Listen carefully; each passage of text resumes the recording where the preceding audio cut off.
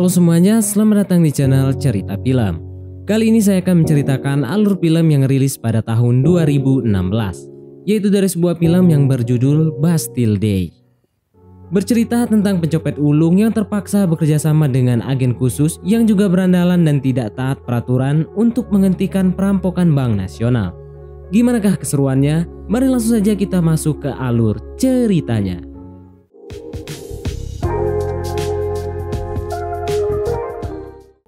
Di sebuah tempat wisata di Paris, seorang mbak tiba-tiba muncul dalam kondisi bugil berlenggak-lenggok melewati keramaian. Jelas semua orang langsung wow, apakah itu? Dan di saat yang sama seorang pencopet ulung yaitu Michael mengambil dompet, HP, jam, voucher menginap di Bali milik orang di sana.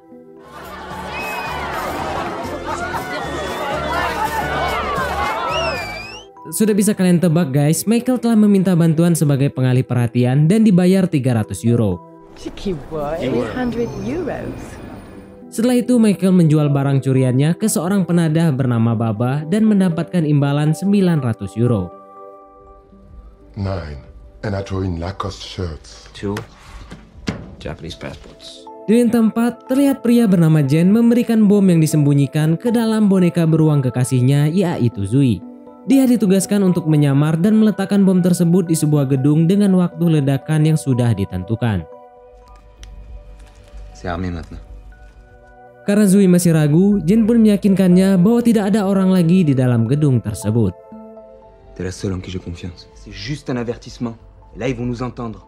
Dengan memakai wig pirang dan membawa tas berisi boneka, Zui pun masuk ke dalam menggunakan ID card colongan. Tapi ketika dia akan meletakkan boneka tersebut, tiba-tiba ada banyak mbak klinik servis di sana. Atas hal itu, Zoe pun mengurungkan niatnya karena Zoe tak tega membunuh orang-orang di sana. Dia akhirnya keluar gedung dan menelpon Jen jika banyak orang di dalam dan boneka itu akan dibuang ke sungai. Meskipun Jen memaksa tetap melanjutkan misinya karena bom akan meledak sebentar lagi, tapi Zoe ketakutan langsung menutup teleponnya.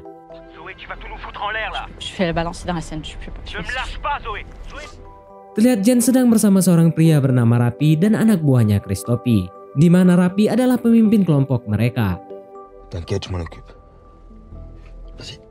Di saat yang sama, Michael yang sedang santai minum jahe sembari memantau orang-orang yang bisa dicopet, melihat Zoe yang gelisah sambil membawa tas lalu mencopot wignya. Michael pun mengira tas itu berisi barang berharga dan langsung mengambilnya saat Zoe lengah.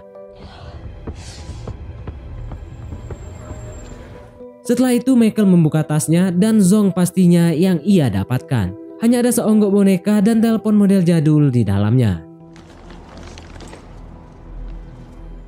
Karena Jen tiba-tiba telepon, Michael mencoba mengangkatnya dan terdengar Jen yang marah-marah gak jelas. Telepon itu pun ditutup dan tas itu dibuang sembarangan ke pinggiran jalan. Lalu yang terjadi...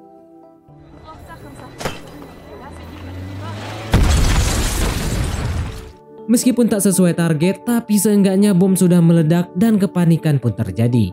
Rapi pun langsung mengirimkan ancaman ke pemerintah Prancis bahwa itu baru serangan pertama dan dalam 36 jam ke depan kota Paris akan bertekuk lutut dengannya. Wartawan pun berbondong-bondong menanyakan tentang keselamatan warga Paris ke Pak Victor selaku Menteri Dalam Negeri dan Kepala Intelijen Prancis. Victor pun menjamin pelaku pemboman akan segera ditangkap dan berjanji parade di Hari Bastille akan tetap berjalan normal.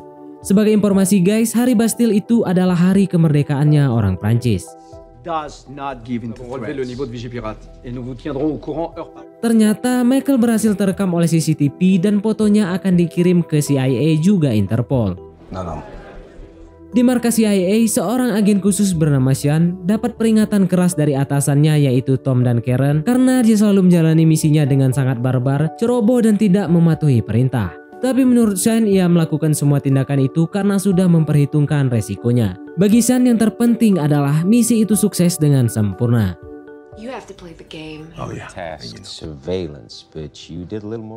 Berita pemboman tersebut sampai ke CIA dengan total korban sebanyak 4 orang. Setelah mendapatkan rekaman CCTV Michael, identitasnya pun langsung berhasil diketahui. Michael lahir di Las Vegas, Amerika. Ayahnya adalah bos kasino dan ibunya seorang makelar. Dulu Michael adalah anak yang berprestasi dan ingin masuk kuliah. Tapi ketika ayahnya pergi dan meninggalkan utang-utang judinya, Michael pun di-DO dari SMA-nya. His dad was a casino pit boss, his mom a realtor, with one Michael Mason born in Vegas. Lalu dia sering melakukan penipuan di berbagai negara untuk bertahan hidup. Sampai akhirnya sekarang ia ngungsi ke Prancis. Diketahui Michael pernah menelpon ibunya 2 kali dalam 1,5 tahun terakhir menggunakan telepon umum yang sama. Maka dari situ Sean ditugaskan menangkap Michael diam-diam di apartemen sekitar telepon umum tersebut. Dan nantinya dia akan langsung diserahkan ke pemerintahan Prancis. Melihat dirinya yang sudah tersebar di berita, jelas langsung Michael siap-siap kabur dengan membawa uang-uangnya. Tapi di saat yang sama, Sean berhasil menemukan apartemennya dan melihat Michael yang sudah OTW kabur di atas genteng.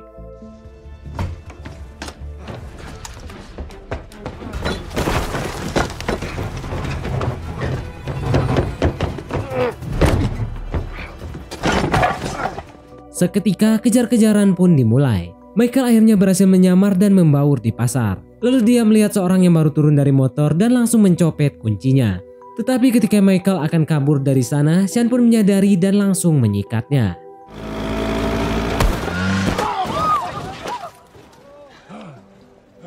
Setelah itu Michael diinterogasi di rumah rahasia milik CIA. Dia ditanyai kenapa dia melakukan pemboman dan selama ini ikut organisasi apa. Dengan ketakutan, Michael bilang jika memang dia yang menaruh tasnya, tapi dia hanya mencopet dari seorang wanita yang memakai wig pirang. Pickpocket, that's what I fucking do. I stole it. You stole it. It wasn't my bag. I swear. Dari telepon saat itu Michael bisa tahu wanita tersebut bernama Zoe dan mengira tas miliknya berisi barang-barang berharga. He called her Zoe. Where'd you steal it? Pigal. Mendengar hal itu, Chan makin emosi, tapi lama-kelamaan dia mulai percaya perkataan Michael. Untuk membuktikan Michael benar-benar seorang pencopet, Sean pun memintanya mencopet dompet miliknya. Really good. Overall #1 draft pick of pickpockets. Walk up to me and steal my wallet. Dengan cerdiknya, Michael bukan hanya mencuri dompet, tapi uangnya saja yang diambil, terus dia mengembalikan lagi dompetnya. Dan saat dia diminta duduk kembali, diam-diam dia mengambil pisau lipatnya Sean. You were too busy watching me to see what I was doing the first time, then put it back the second, only without the money. Di rumah Jen terlihat Zoe yang sangat stres karena menganggap dirinya telah membunuh 4 orang tersebut. Sedangkan Rapi dan Jen kebingungan siapa bocah laki-laki yang telah mencuri tas mereka.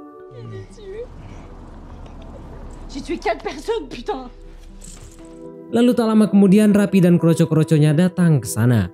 Jen yang tahu Zoe akan langsung dibunuh langsung memintanya kabur dari sana.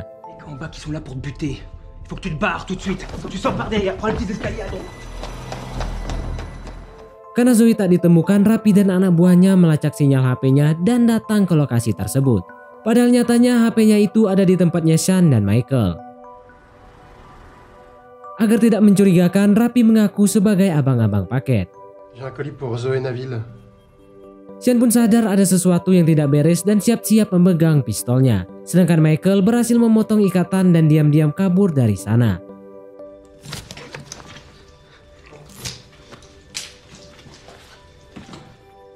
Sean pun melaporkan kejadian tadi ke Tom dan dia diminta menangkap Michael secepatnya. Tapi Sean yang memang berandalan tak taat peraturan dan tahu ada suatu masalah di belakang ini semua, memutuskan juga mencari keberadaan Zoe untuk mengorek informasi lebih jauh.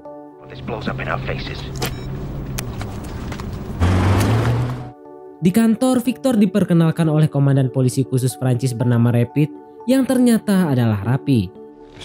Commandant Rafi Bernard du groupe d'intervention. Son équipe a géré le siège de l'aéroport du Bourg. Karena ada sebuah laporan jika bom dirakit di tempat imigrasi Arab, Rapi dan seluruh anggota polisi Rapid pun ditugaskan mengecek ke sana. Sesampainya di lokasi, semua imigran diminta tiarap dan terlihat salah satu anggota yang diam-diam masuk ke ruangan. Lalu menaruh perakit bom yang dibawa dan melaporkan jika telah ditemukan perakit bom di dalam sana. Rapi ternyata sudah mempersiapkan rencana propaganda dan yang dipitnah untuk merakit bom lagi-lagi orang Islam. Semua imigran pun akhirnya ditangkap dan Michael masih menjadi buronan utama. Donc nous restons vigilants car la menace reste entière. Le suspect principal est toujours en fuite. Di lain tempat, Michael yang tidak tahu harus kemana minta bantuan Baba agar diberikan tempat tinggal. Baba pun akhirnya membawa Michael ke ruangannya di lantai atas bersama keluarganya. Tapi ketika Michael melamun melihat berita, keluarganya Baba tiba-tiba sudah pergi. Karena ternyata Baba sudah bekerja sama dengan pemerintah untuk menangkap Michael dan keluarganya dijanjikan mendapatkan kewarganegaraan. Michael pun panik karena semua pintu dikunci dan tim Rapid juga sudah sampai di sana. Untungnya Michael menemukan tembok kopong di pojokan. Dia langsung menjebolnya sampai menembus keluar kamar, bersembunyi di dalam sana dan akhirnya kabur.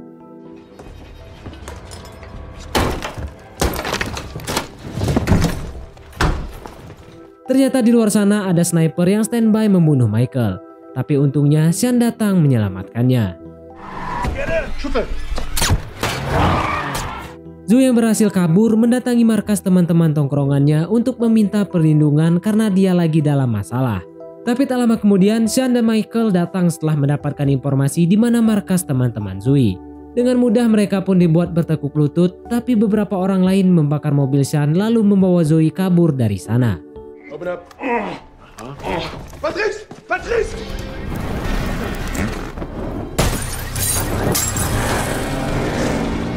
Sean pun terpaksa mencuri mobil orang yang lewat dan pergi ke tempat kerja salah satu teman Zoe. Karena sosok Sean sudah diketahui, maka dari itu Michael diminta masuk ke sana untuk mendapatkan KTP temannya yang berambut pirang tersebut. Dengan skill copet tingkat tingginya, Michael menganalisa situasi dengan cepat, membuat skema pencopetan serapi mungkin sampai akhirnya KTP mas-mas pirang berhasil didapatkan.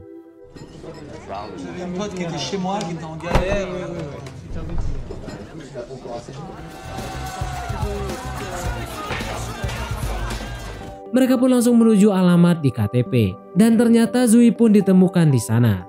Zoe sempat mengancam tapi Sean langsung sedikit memberinya pelajaran.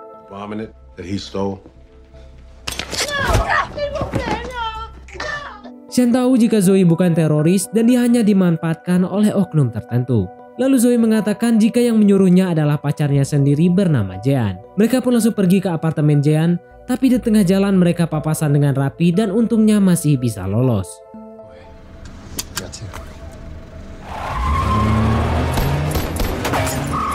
Lalu Zoe pun langsung menceritakan kronologinya saat itu, bahwa dia diminta oleh Jean untuk membom gedung sebagai bentuk melawan fasisme. Tapi karena banyak orang di sana, Zoe pun membatalkan misinya itu. Zoe menjelaskan kalau ia juga tak tahu siapa di belakangnya Jean dan apa tujuan sebenarnya. But I changed my mind. I was supposed to bomb an empty office building. Jean said we were fighting back against the fascists. Di lain tempat terjadi demo anti-fasis besar-besaran karena serangan yang tidak beralasan kepada imigran Arab di dalam masjid. Ditambah lagi ada demonstran online yang mengajak banyak orang untuk melakukan gerakan anti-fasisme. Dan di dalam waktu yang singkat sudah memiliki pengikut yang sangat banyak. Kondisi pun semakin memanas ketika beredar video polisi yang menyiksa demonstran Arab. Padahal itu sengaja disetting oleh Rapi dan kawan-kawan agar situasi semakin kacau. Sesampainya di apartemen Jean, ternyata dia sudah tewas digantung oleh Rapi. Dan betapa terpukulnya Zoe melihat hal tersebut.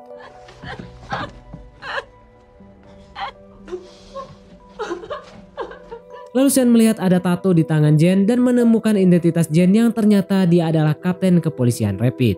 Sean pun akhirnya sadar jika ada beberapa orang yang selama ini telah menyamar menjadi polisi, termasuk Jean dan Rapi. Sean pun melapor ke Tom dan Karen jika Michael dan Zoe sedang bersamanya, juga memberitahu jika polisi lain yang melakukan pemboman tersebut dan memfitnah imigran-imigran Arab yang berada di dalam masjid. Karen mengatakan jika hal ini sudah di luar batas kewenangan mereka dan akan menyerahkan kasus tersebut ke pihak intelijen Prancis. Maka dari itu Karen akan melaporkan hal ini ke Menteri Dalam Negeri Victor untuk menyerahkan Zoe dan Michael kepadanya.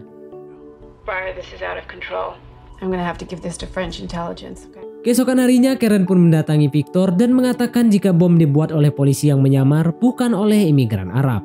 Itu artinya ada konspirasi teroris di kepolisian Prancis. Maka dari itu, Karen akan menyerahkan saksi yang mengetahui hal tersebut.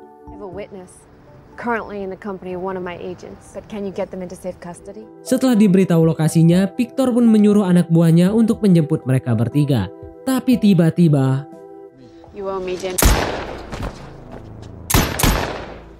ternyata dalangnya adalah Bapak Victor. Dia sengaja membuat ledakan dan ancaman, memfitnah imigran Arab agar kota semakin kacau. juga demonstran online yang ternyata adalah anggotanya Rapi agar situasi semakin keruh. Envoie le dernier message. Dis au cinglé où d'abord. Victor pun langsung menelpon Rapi untuk segera menangkap mereka bertiga lalu dibunuh di tempat yang aman. Tak lama kemudian orang-orang suruhan Rapi menjemput mereka. Zoe pun sadar wajah salah satu orang di dalam mobil adalah anak buahnya Rapi yang berniat membunuhnya di apartemen. Lalu Sean juga melihat ada tato yang sama seperti Jen di tangannya. Jelas mereka adalah komplotan polisi itu dan Sean pun langsung menyerangnya.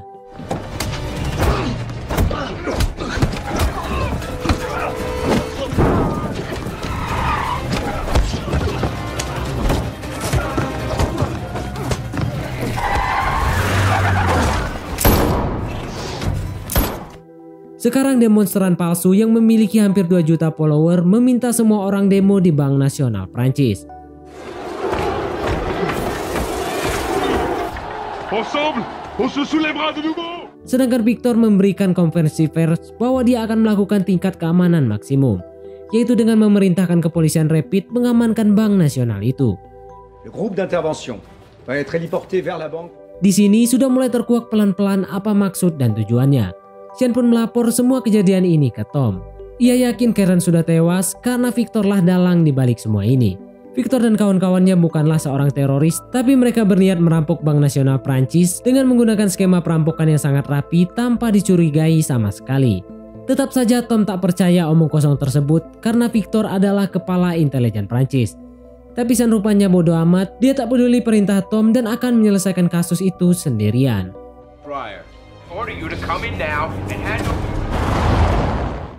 Sean akhirnya pergi sendirian untuk melawan semua polisi-polisi di dalam bank itu dan meminta mereka berdua untuk menunggu di sana. Going in alone, no plan, no backup.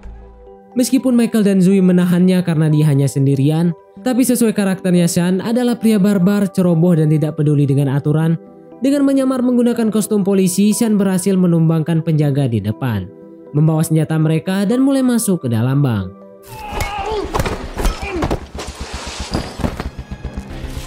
Di dalam, polisi Rapid sudah diberikan kendali penuh terhadap sistemnya dan mereka sudah mematikan semua alarm juga CCTV di dalam bank itu.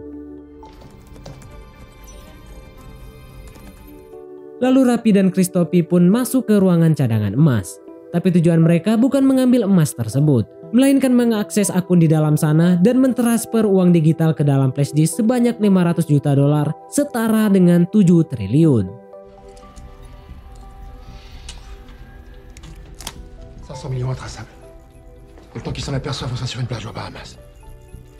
Et voilà, c'est simple. Putain, c'est quoi ces conneries? Il y a un intrus dans la banque. C'est l'américain. Rapi pun meminta semua polisi mengepung dan membunuhnya. Di dalam mobil, Michael dan Zoe yang mendengar laporan Sean telah terkepung, langsung keluar dari sana untuk membantu dengan menggunakan kekuatan massa yang ada di sana. Zoe pun menyerang polisi dengan brutal agar amarah orang-orang semakin terpicu.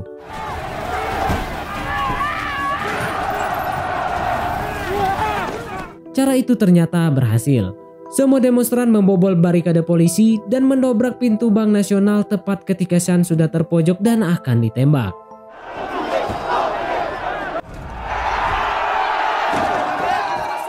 Sean pun naik ke lantai atas dan menodong Rapi yang baru saja selesai mentransfer uangnya.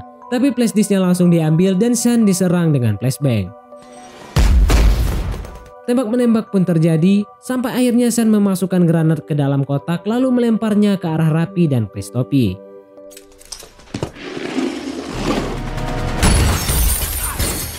Setelah Rapi dikunci ke tempat lain, Sean langsung menyerang Christophe dan langsung membunuhnya dengan cara membuka pin granat yang ada di badannya.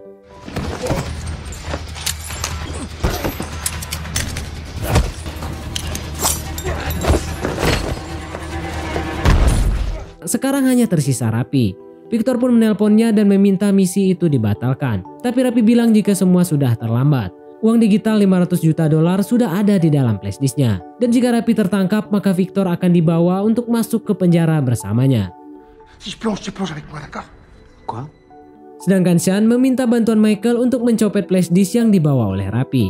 Dengan memakai topeng dan kemampuan tangan panjangnya, Michael berhasil mengambil flashdisk tersebut sampai akhirnya Rapi sadar flashdisknya telah hilang dan mencari keberadaan Michael. Tapi karena hanya Zoe yang ditemukan, dia langsung melakukan tembakan peringatan, meminta Michael menunjukkan dirinya dan mengembalikan flashdisk tersebut. Di satu sisi, Victor yang tidak mau namanya tercoreng mengatakan ke pusat keamanan jika Rapi adalah seorang polisi yang korup. Victor ini adalah definisi manusia yang sangat tidak bermoral. Victor pun memerintahkan polisi di sana untuk menembak Rapi ketika dia berulah. Dan di tengah keributan itu, Michael berhasil kabur dari sana. Setelah kejadian tersebut, Victor mendapatkan pujian atas kinerjanya yang berhasil meringkus polisi korup dan Michael masih menjadi buronan. Setelah itu, Victor diam-diam mendatangi Baba dan bertanya di mana Michael berada. Karena Baba juga tak tahu, Victor memaksa Baba untuk menyebarkan berita bahwa ada orang yang berminat membayar tinggi flashdisk itu.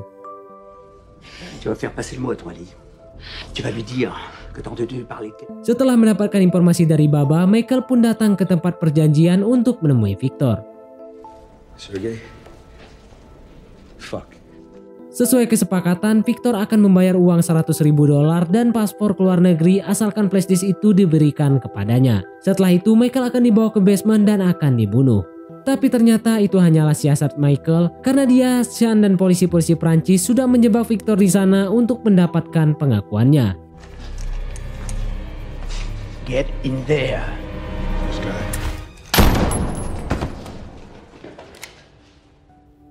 Di akhir film, Victor pun akhirnya ditangkap dan Michael mendapatkan tawaran masuk ke dalam CIA meskipun awalnya harus sebagai tukang cuci mobil dahulu dan film pun tamat. Baiklah, mungkin sampai di sini saja teman-teman untuk alur cerita film kita kali ini. Terima kasih buat teman-teman yang telah mengikuti alur cerita film ini sampai dengan selesai. Like jika kalian suka film ini serta jangan lupa untuk share video ini ke teman-teman lainnya. Dukung channel ini dengan cara subscribe channel ini agar channel ini bisa lebih baik lagi dan dapat terus menyajikan konten-konten untuk mengisi waktu luang kalian semuanya. Sekian dari saya, sampai jumpa di konten berikutnya.